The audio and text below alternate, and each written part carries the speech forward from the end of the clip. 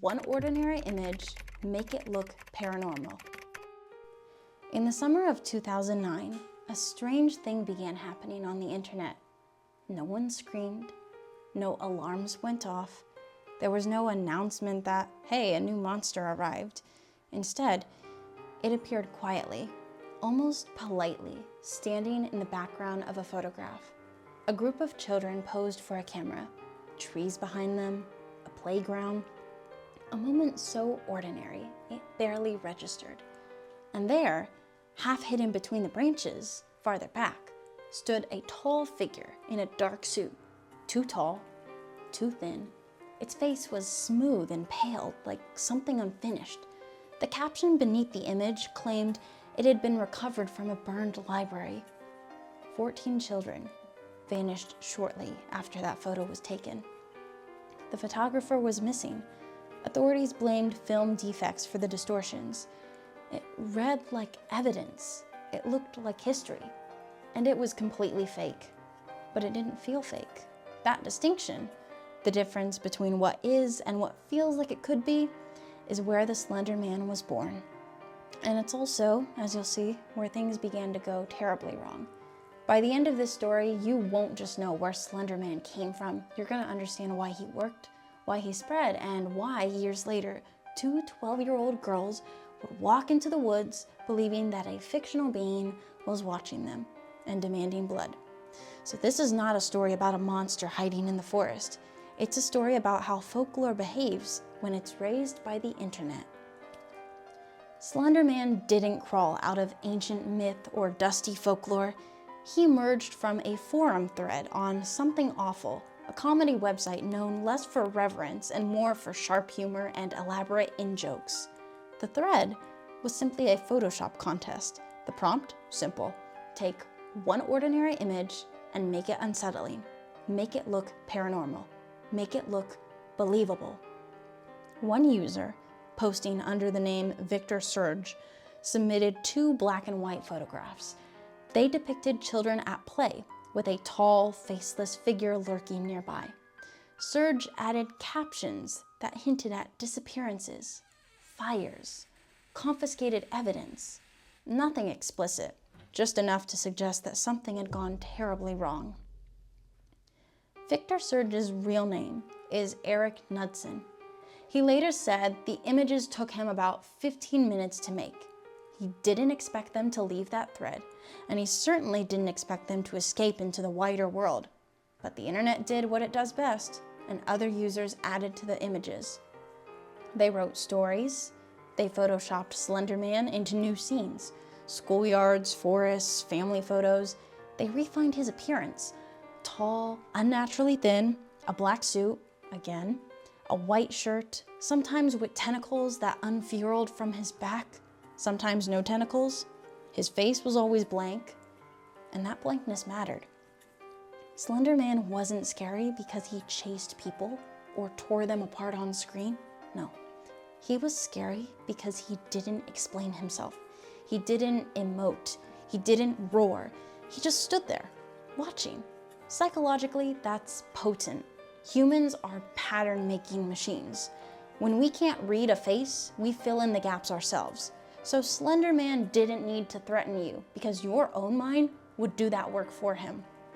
Within weeks, the character had developed a mythology, crowdsourced, decentralized, constantly mutating.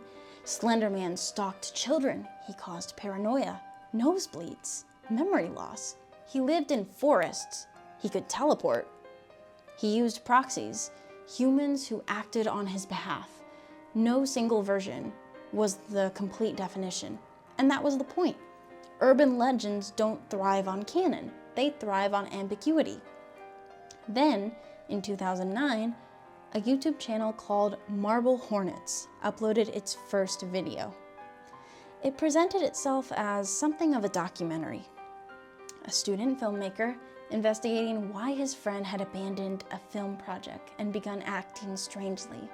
The footage was shaky, the explanations were incomplete, and in the background, sometimes barely visible, was a tall figure.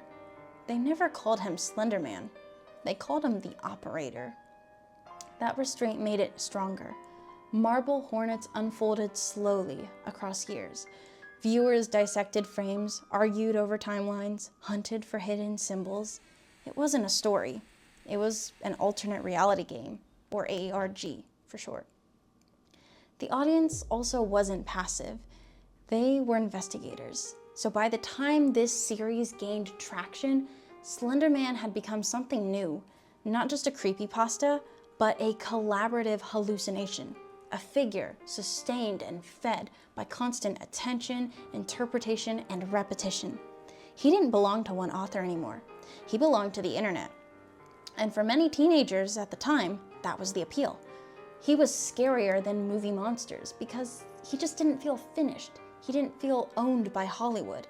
He felt like a rumor, like something you weren't supposed to know about. Teenagers described being afraid of him in quiet spaces, basements, forests, empty houses at night. Not because they believed he was real, but because thinking about him made the dark feel crowded. This kind of fear isn't irrational, if you think about it. It's old. How long, for centuries, have we humans told stories about tall figures in the woods, watching us like predators, about things that watch from a distance, or specifically about predators that just don't announce themselves?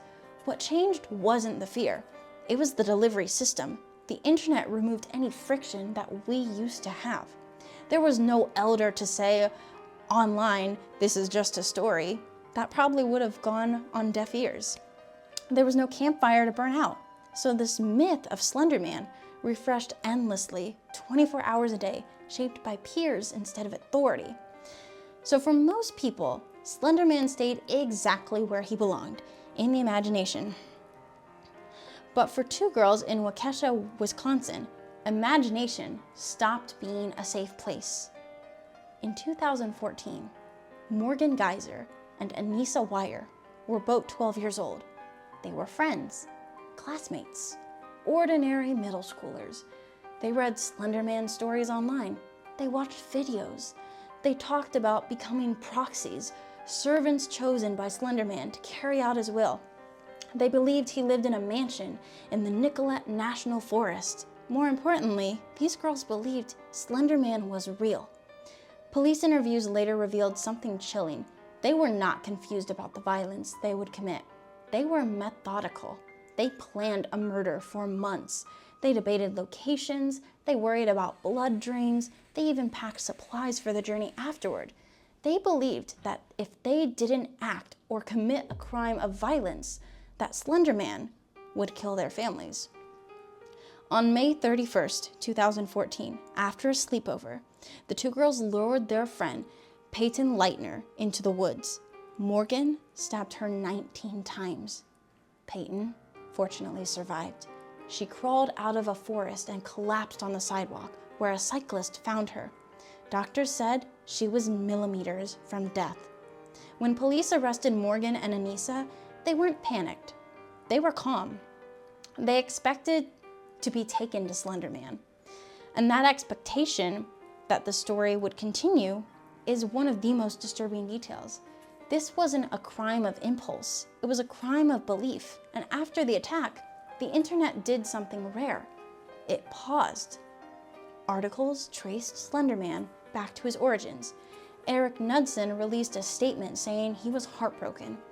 Websites reminded readers, creepypasta is fiction. The Something Awful thread posted warnings urging people not to harm anyone. But the damage was already done at this point. The question wasn't whether Slender Man caused the stabbing. Mental health professionals were careful about that. Morgan Geyser was later diagnosed with early onset schizophrenia. Delusions had taken root long before the attack. So the harder question was this: why this story? Why did Slender Man become the shape those fears took? The answer lies in how modern myths work. Slender Man wasn't just a story someone read. He was something people participated in. He grew through contribution. He rewarded attention. He felt communal. And unlike traditional monsters, he did not belong to the past. He felt current, able to be edited, alive. Today, Slender Man still technically exists online. The wiki pages are still there. The art continues, but the tone has changed drastically. There's a gravity now with Slender Man, a shadow that wasn't there before. Because Slender Man crossed a boundary that few fictional characters ever do. He stepped out of the screen and into a courtroom, into medical reports, into the lived trauma of a real person who survived being stabbed by her friends. Urban legends have always reflected cultural anxieties, so now Slender Man reflected a new one. What happens when storytelling becomes decentralized, constant, and immersive, when fiction isn't framed as fiction anymore, but as an open system that anyone can tweak or extend. Slender Man was never real, but the fear was, the belief was, and the consequences were. That's the uncomfortable truth at the center of this story. The internet didn't invent monsters. It just gave them a place to grow without boundaries or rules. And sometimes when a story grows unchecked, it stops asking to be believed and instead starts demanding to be obeyed.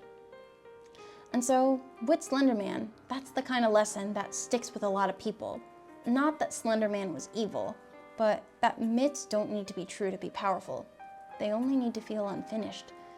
And maybe somewhere in the background of some ordinary photo you may happen upon, that unfinished feeling will still stand, tall, faceless, and maybe waiting for someone else to fill in the blanks.